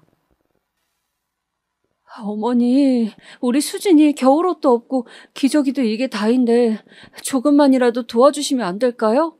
이 불쌍한 아기 얼어 죽어요, 어머니. 저는 죽어도 우리 수진이는 안 돼요, 어머니. 제가 울며 하소연을 하자 어머님이 혀를 쯧 차고선 지갑에서 지폐 몇 장을 꺼내서 저한테 던지시더라고요. 이거면 충분할 거라고 더 이상은 못 준다고 하면서요. 저는 허공에 날리는 지폐를 허겁지겁 주워서 주머니에 넣었습니다. 그리고선 저를 내쫓는 어머님한테 허리를 숙여 감사합니다, 감사합니다 라고 인사를 하며 아이와 함께 그 집을 나왔습니다. 제가 나오자 어머님은 인사도 없이 문을 쾅 닫으시더라고요. 저는 앞길이 막막하여 그 자리에 우두커니 서서 한참을 울었습니다. 초겨울의 찬바람이 눈물 젖은 제 얼굴을 마구 핥히고 가더군요. 그리고 저는 한참의 고민 끝에 다시 서울로 올라가기로 결심했습니다. 어머님이 주신 지폐를 헤아려 보니 그때 당시 돈으로 10,000원 정도 되더라고요. 이걸로 며칠 밥은 먹고 살 수 있겠지만 집도 절도 없는 저에게 무척이나 적은 돈이었습니다. 그래서 무작정 제가 나고 자란 서울로 올라가서 아는 사람이라도 찾아봐야겠다 싶었습니다. 그래서 저는 버스를 타고 아이와 함께 서울로 올라갔어요. 서울에 올라오는 버스에서 얼마나 울었는지 모르겠습니다. 서울에 도착할 때쯤 되자 눈이 퉁퉁 부어서 제대로 떠지지도 않더군요. 지나가는 사람들이 이상하게 쳐다봤지만 신경 쓸 겨를도 없었습니다. 그리고 저는 어릴 적 제가 살던 동네를 무작정 찾아갔습니다. 어릴 적 살던 동네에 도착한 후 아는 사람을 찾기 위해서 아이를 안고 정처 없이 돌아다녔습니다. 어릴 때 자주 가던 슈퍼, 학교, 놀이터 등등 아는 얼굴도 몇 명 만났지만 저의 처지를 안쓰럽게 생각해 돈 몇 푼 쥐어줄 뿐 실질적인 도움은 안 되더라고요. 그러다가 우연히 어릴 때 알던 친구를 만나게 되었습니다. 사실 그때는 그렇게까지 친한 사이는 아니었는데 저의 몰골을 보더니 자기 일인 것처럼 분노하고 안쓰러워 미치려고 하더군요. 다행히 그 친구의 도움으로 당분간 친구네 집에서 지낼 수 있게 되었습니다. 저는 친구한테 너무 고마워서 어찌해야 할 바를 모르겠더군요. 그저 그 친구가 집에서 조금이라도 편하게 지낼 수 있도록 갖은 집안일을 도맡아서 하고 친구에게 폐를 끼치지 않도록 최대한 조심하며 지내기로 했습니다. 그렇게 친구의 도움을 받아 지낸 지 1년째 아이가 걸음마를 시작하게 되자 저는 친구에게 더 이상 민폐를 끼치고 싶지 않아 일을 시작하게 되었습니다. 찾아보니 아이를 데리고 출근할 수 있는 식당이 있더라고요. 일을 시작하고 첫 달 월급은 친구에게 몽땅 주었어요. 친구가 해준 것에 비하면 이것도 모자라지만 이거라도 받아줬으면 좋겠다고 하면서요. 친구는 고마워할 거 없다며 저를 안아주었습니다. 저는 따뜻한 친구의 품에서 한없이 울었습니다. 정말 나중에 기회가 된다면 꼭 친구에게 몇 배로 보답하고 싶었어요. 그리고 저는 일을 시작한 지 6개월째 되는 날 친구네 집을 나오게 되었습니다. 친구는 아이가 클 때까지 있어도 된다고 했지만 미안해서 어떻게 그러나요? 저에게 이만큼 해준 것으로도 평생 잊을 수 없는 은혜인데 더 이상 친구에게 부담을 주고 싶진 않았습니다. 아마 서울에 올라와서 친구를 우연히 만나지 못했더라면 저는 아이와 함께 그 추운 겨울에 길바닥에서 얼어 죽었을지도 모릅니다. 저에게 친구는 저와 제 아이의 생명을 구원해준 구원자였어요. 제가 짐을 다 싸고 집을 나서려 하자 친구는 잠깐만 기다려보라며 방에서 짐을 한 보따리 가져와 저에게 건네주더니 이렇게 말하더군요. 갈 때 가더라도 수진이 사계절 옷은 넉넉하게 챙겨가. 앞으로 애 키우랴 일하랴 이런 거 사러 갈 시간도 없을 텐데. 내가 수진이 내후년까지 입을 수 있게 사이즈별로 담아놨으니까 예쁘게 입혀. 심심하면 우리 집에 가끔 놀러 오기도 하고. 나가서 또 나한테 미안하답시고 연락 끊으면 안 된다? 저는 친구의 마음에 가슴이 따뜻해지는 것을 느꼈습니다. 의지할 곳 하나 없는 저에게 힘이 되어주고 제 편이 되어주는 친구가 너무 고마웠습니다. 그렇게 저는 친구와 마지막 인사를 한 후 집을 나섰어요. 저는 6개월 동안 번 돈으로 월세방을 얻어서 거기서 새로운 생활을 시작했습니다. 친구네 집에서 생활비 부담 없이 살았던 덕에 가능한 일이었어요. 그리고 저는 딸아이를 위해서 매일매일 열심히 살았습니다. 월급은 정말 최소한의 돈만 쓰고 나머지를 전부 다 저축했어요. 저보다도 아이 물건 사는데 돈이 많이 필요했는데 친구가 싸준 아이 옷이 정말 도움이 많이 되었습니다. 친구네 집에는 놀러 가지 못했지만 가끔 통화도 하고 여전히 친하게 지냈어요. 얼마 지나지 않아 친구가 결혼을 하게 되어 아이를 데리고 결혼식도 다녀왔답니다. 저는 새하얀 드레스를 입고 환하게 웃고 있는 친구를 보며 친구가 누구보다도 행복하게 살기를 기도했습니다. 그리고 몇 년이 흘러 아이가 유치원에 갈 나이가 되었어요. 가끔 아이가 아빠는 어디 있냐고 물어봤지만 전 남편 사진 한 장 가지고 있는 게 없어 아빠가 누구라고 얘기해 줄 수도 없더라고요. 그냥 아빠는 할머니 일하는 거 도와줘야 돼서 우리랑 따로 사는 거야. 라고만 이야기했습니다. 아이는 아빠의 얼굴도 몰라서 그런지 아빠를 보고 싶어 하지도 않더라고요. 저는 아이가 좀 더 크고 이해할 수 있는 나이가 되면 그때 엄마랑 아빠랑 이혼했다는 사실을 알려주기로 했습니다. 왜 이혼했냐고 물어보면 뭐라고 대답을 해야 할까 고민을 해봤는데 아무래도 사실대로 얘기하는 것보단 그냥 성격 차이라고 대답해야겠다고 생각했어요. 한겨울에 갓난아기였던 자신을 내쫓았다는 사실을 알게 되면 아이가 충격을 받고 마음의 상처를 입을까봐 걱정이 되어서요. 굳이 안 좋은 얘기는 꺼내지 말아야겠다고 생각했습니다. 유치원에 간 딸아이는 또래 애들보다 똘똘했습니다. 한글과 숫자도 또래 아이들보다 빨리 떼고 자기가 하고 싶은 말을 올바른 문장으로 얘기할 줄 아는 똑똑한 아이였어요. 그리고 주변에서 아역 배우 시켜야 되는 거 아니냐고 할 정도로 얼굴이 예쁘장했죠. 사실 자랑하는 건 아니지만 제가 학창시절에 남학생들한테 인기가 많았거든요. 그래서 어머님 말씀이 법인 줄 아는 마마보이 전 남편도 저와 결혼하겠다고 어머님한테 그 고집을 부린 거겠죠. 아무튼 또래보다 똑똑하고 예쁘장한 아이여서 그런지 주변 사람들의 주목을 자꾸 받게 되더라고요. 영재학교에 보내야 되는 거 아니냐, 배우 데뷔시켜라 등등 주변에서 좋게 봐주시는 건 정말 감사했지만 혼자 벌어먹고 사는 제 처지에 딸아이한테 해줄 수 있는 게 없어서 안쓰러운 마음만 커져갔습니다. 자식한테 해줄 수 있는 건 다 해주고 싶은 게 부모 마음 아니겠습니까? 그런데 보잘것없는 제 능력으로는 나중에 학원을 하나 보내기도 힘든 상황이었어요. 부잣집에서 살았으면 특별한 아이로 자랐을지 모르는 우리 아이는 제 밑에서 크는 바람에 평범한 학교를 다니며 평범한 삶을 살게 되었어요. 그래도 성격이 활발하여 친구 관계에도 문제가 없고 학교 다니는 것도 재미있어 하더라고요. 저는 아이가 학교에 들어가서 손을 조금 덜 타게 되니 일을 늘려야겠다고 생각했습니다. 나중에 대학도 보내고 결혼도 시키려면 한 살이라도 젊을 때 열심히 벌어놔야죠. 그래서 저는 평일에는 식당 일을, 그리고는 주말에는 백화점에서 아르바이트를 했습니다. 아이가 혼자서 밥도 잘 차려 먹고 뭐든지 혼자서 척척 해내는 아이라서 다행이었어요. 그런데 아이가 10살쯤이던 어느 주말, 백화점 아르바이트가 끝난 후 집에 돌아와 보니 집안에 불이 다 꺼져 있더라고요. 저는 아이가 자는 줄 알고 방에 들어가 봤더니 아이가 불 꺼진 방 한 구석에 쪼그려 앉아 울고 있는 게 아니겠어요? 저는 너무 놀라 아이에게 달려갔습니다. 제가 수진아 하고 부르며 달려가자 고개를 파묻고 울던 아이가 퉁퉁 부은 눈으로 저를 올려다봤습니다. 저는 어디 다치기라도 했는지 걱정이 되어 딸아이의 몸을 여기저기 살펴보았지만 딱히 다친 곳은 없더라고요.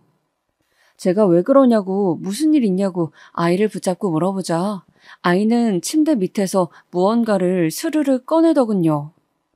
그걸 본 저는 가슴이 철렁 내려앉았습니다. 아이가 꺼낸 것은 바로 저의 일기장이 들어있는 상자였어요.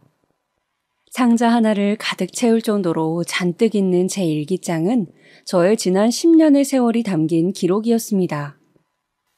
시댁에서 구박받던 이야기부터 시작해서 한겨울에 시댁에서 쫓겨난 이야기, 그리고 친구를 만나 신세를 지게 되고 딸아이와 방을 구해 새로운 생활을 시작한 이야기까지 저의 모든 이야기가 그곳에 담겨져 있었습니다.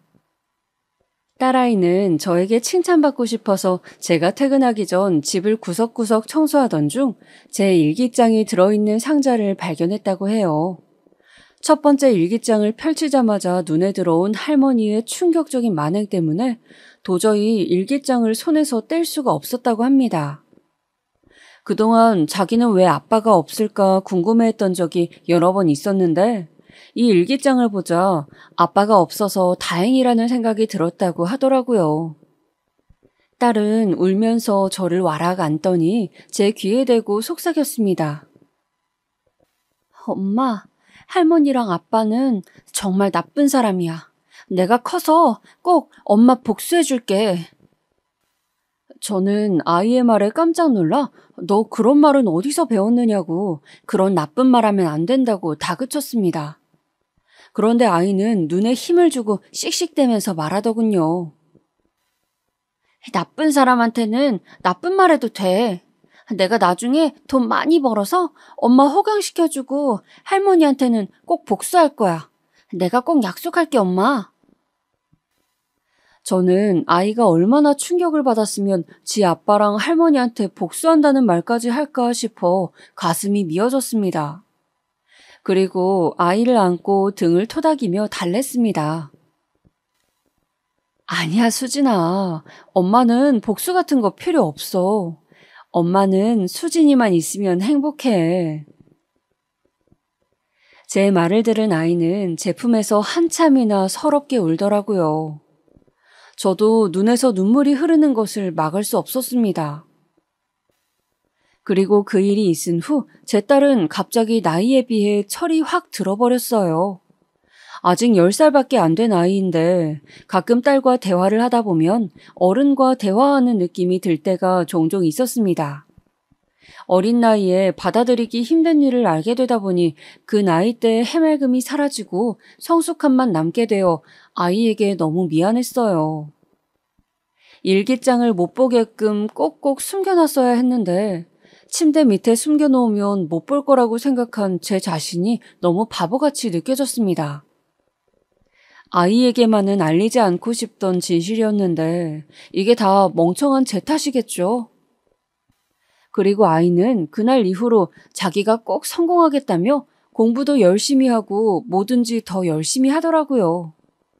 굳이 제가 신경 쓸 필요도 없이 스스로 뭐든지 다 잘해주었습니다.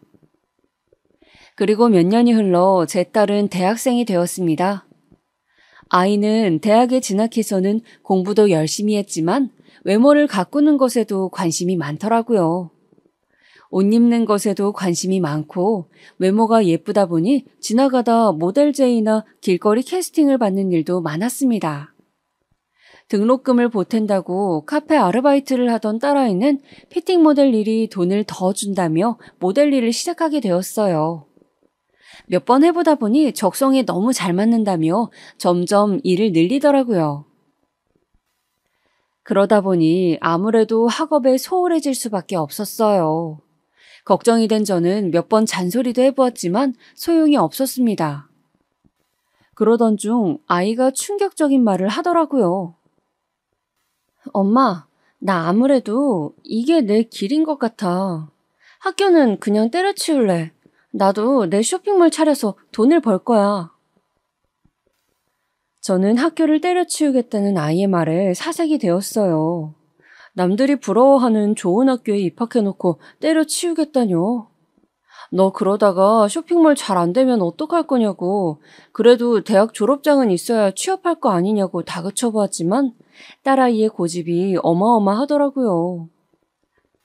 자기는 무조건 잘 될 자신 있다면서 여태까지 자기를 봐서 알지 않냐며 엄마가 여지껏 그래왔던 것처럼 자기를 믿고 지켜봐달라고 하더라고요.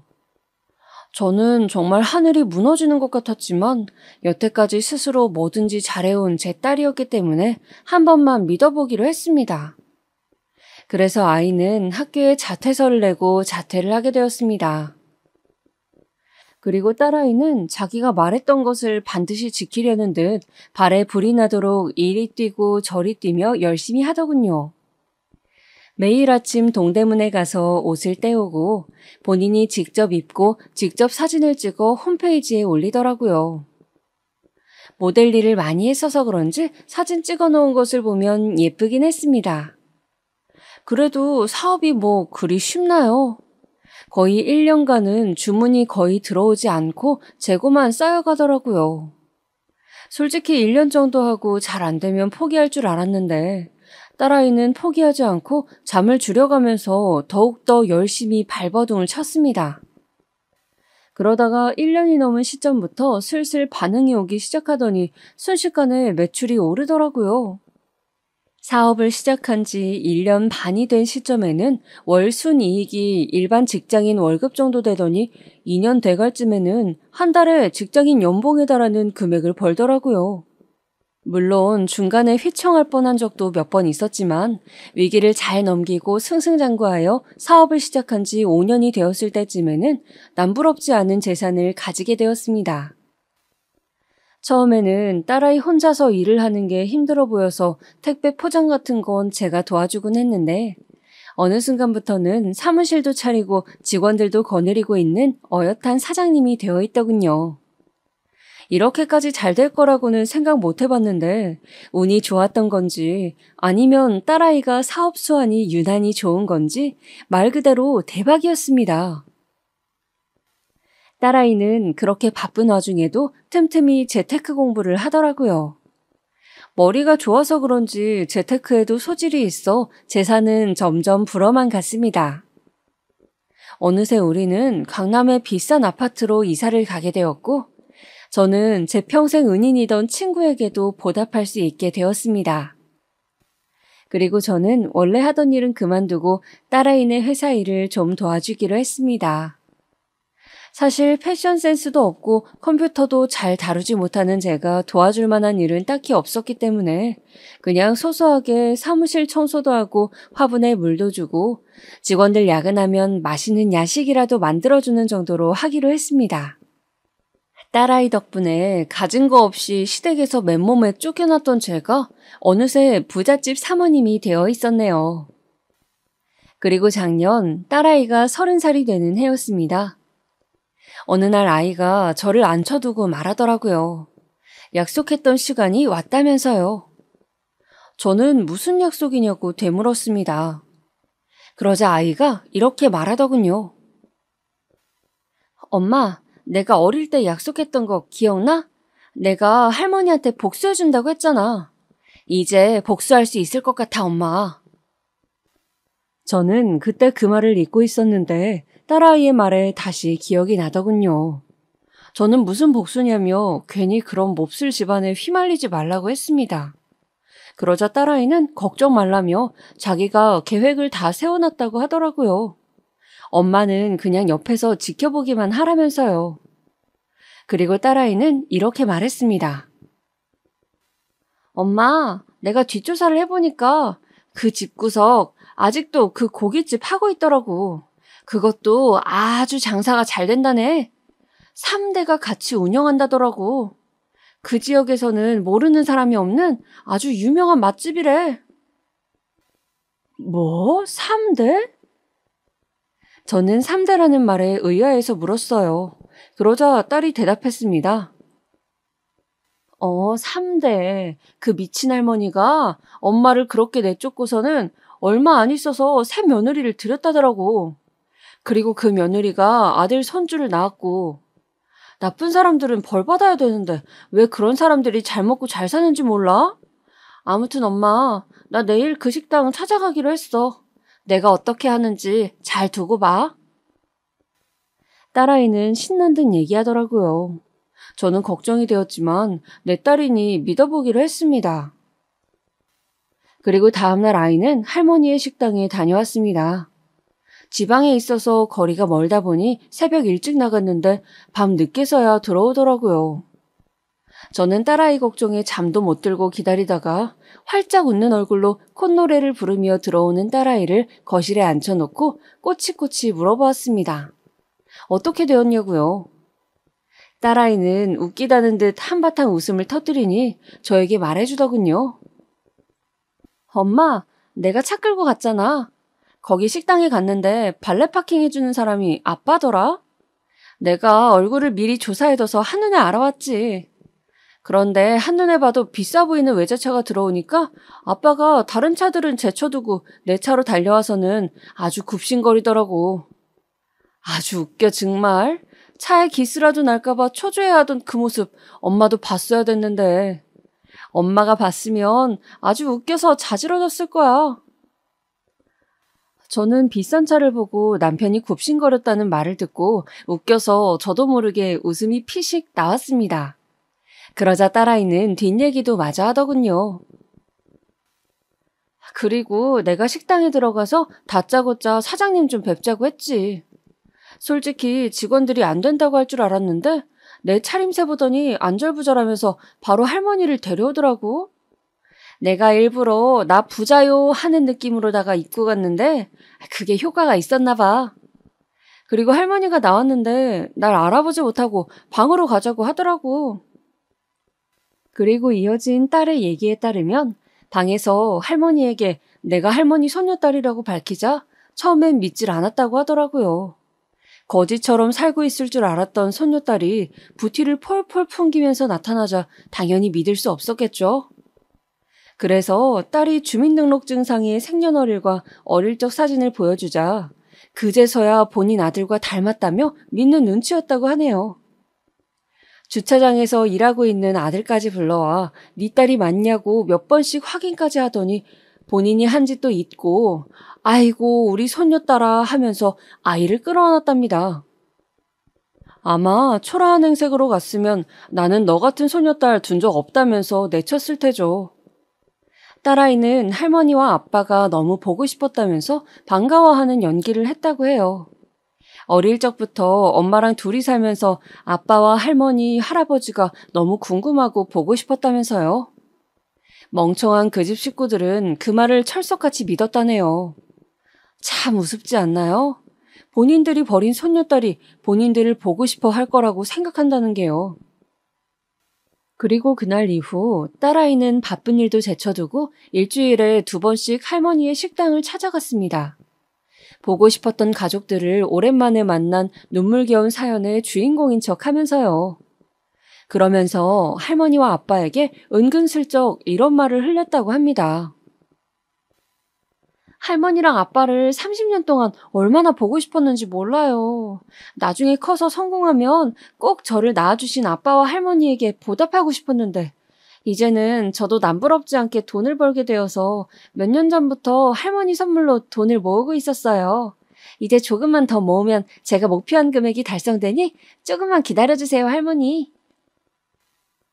그 집 식구들은 처음에는 의심하는 듯 하더니 딸아이가 매주 찾아오고 할머니 어깨도 주물러드리면서 잘해드리자 정말로 자신들을 좋아하는 줄 착각하더래요.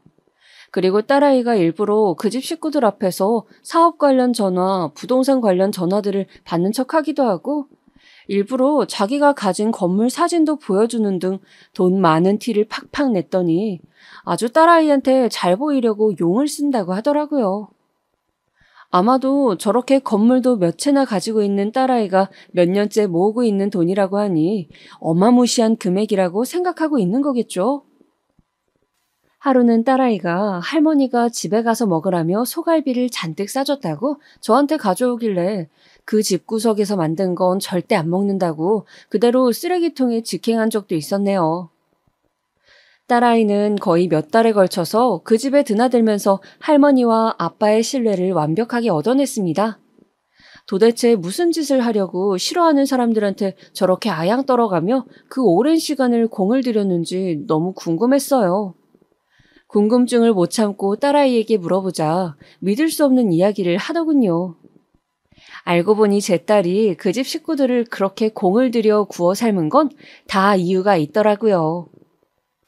정확한 금액은 이야기하지 않고 마치 큰 재산을 줄 것처럼 기대감을 높여놓은 다음에 그 인간들이 가지고 있는 것들을 하나씩 내려놓게 했답니다. 할머니한테는 식당 일 하시는 거 힘들어 보이시는데 연세도 있고 쉬시는 게 좋지 않겠냐는 식으로 구슬렸다네요. 그 할망구는 손녀딸이 그렇게 얘기하자 자기한테 준다던 그 돈으로 편하게 먹고 살라는 뜻인 줄로 지레짐작하여 식당을 처분하고 있다고 하고요.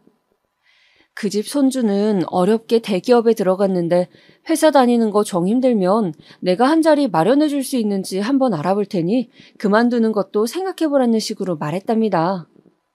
엄마는 다르지만 그래도 내 동생인데 그 정도 노력은 해줄 수 있다면서요.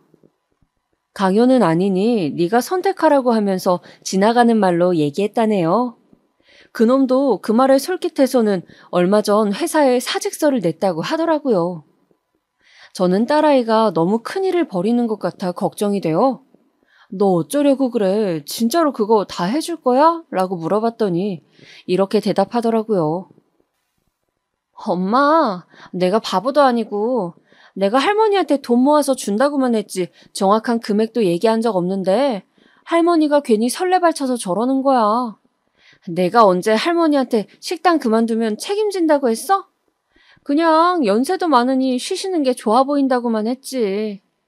늙어서도 돈 욕심에 눈이 멀어가지고는 확실하지도 않은 얘기에 멍청한 짓 하는 건 할머니 본인의 선택이야. 그리고 그 동생인지 뭔지 그 자식도 참 멍청해. 내가 무슨 일을 시키고 연봉을 얼마를 줄 알고 그 좋은 대기업을 그만둬. 하여튼 그 집 식구들은 전부 다 나한테서 뭐 좀 뜯어가려고 눈이 돌아가서는 정상적인 사고를 못한다니까. 저는 혹시나 딸아이가 어떻게 될까봐 걱정되었어요.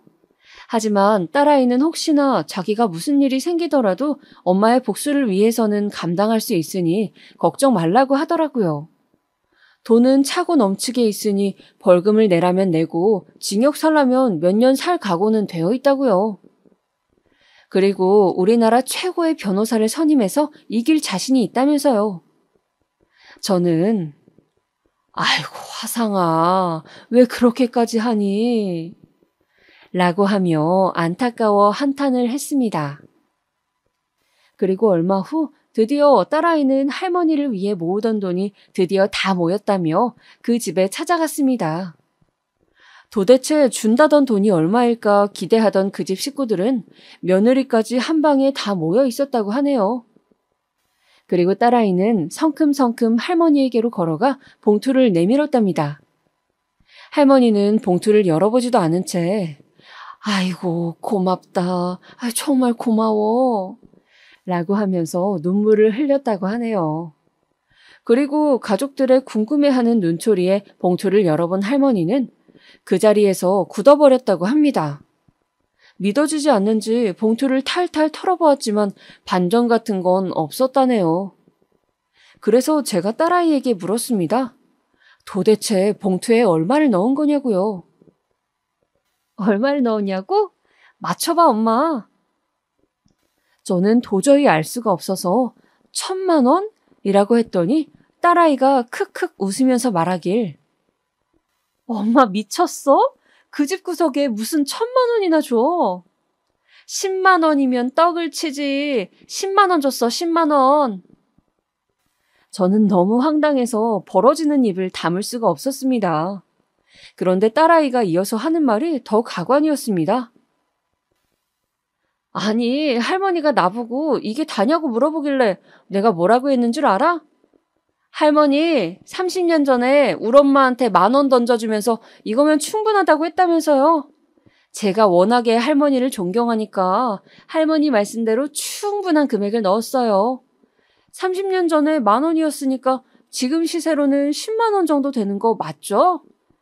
아유, 갓난아기 안고 맨몸으로 나간 엄마한테도 10,000원이면 충분하다고 하셨는데 설마 집도 있고 돈도 많은 할머니가 이게 부족하다고 하진 않으시겠죠?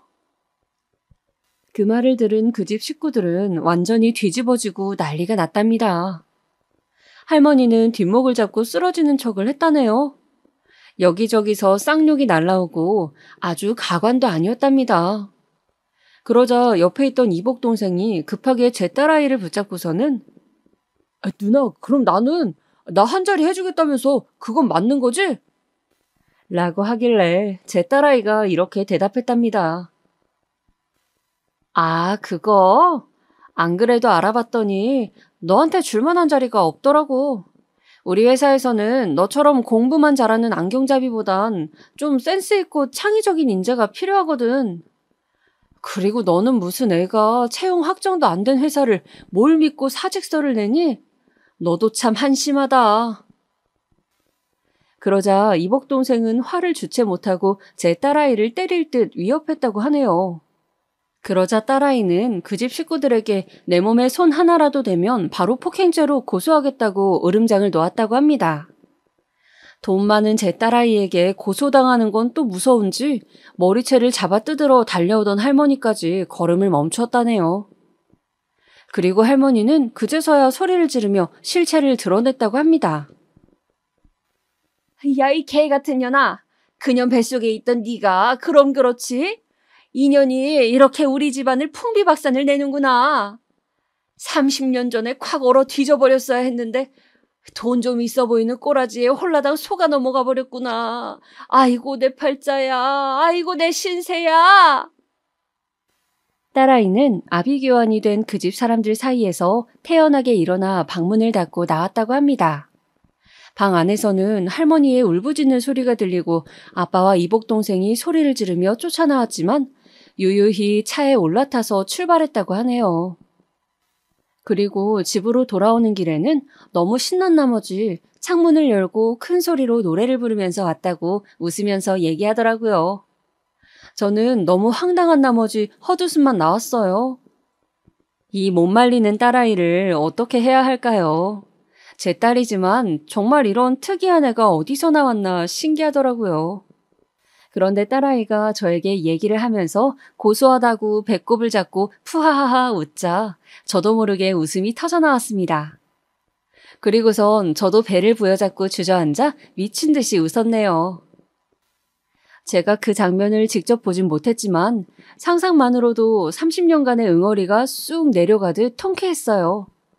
살면서 그렇게 많이 웃어본 적도 없는 것 같습니다. 무엇보다도 몇 억 또는 몇십억의 돈을 생각하고 봉투를 열었을 시어머니가 10만 원을 보고 지었을 그 표정을 상상하니 살면서 보았던 그 어떤 코미디보다도 웃겼습니다. 정말 제 생에 이렇게 가슴이 뻥 뚫리는 일은 앞으로도 없을 겁니다. 저는 그날 정말 얼마나 웃었는지 배가 아파 일어나기도 힘들고 입이 찢어질 것처럼 아프더라고요. 그리고 그날 이후로 제 입가에는 항상 미소가 떠나질 않았습니다. 가만히 있다가도 그 일만 생각하면 웃음이 피식피식 나와요.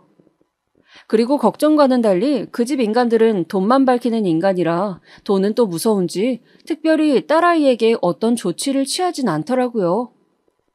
아마 본인들보다 돈이 조금이라도 적다고 생각했으면 바로 막무가내로 나왔을 겁니다.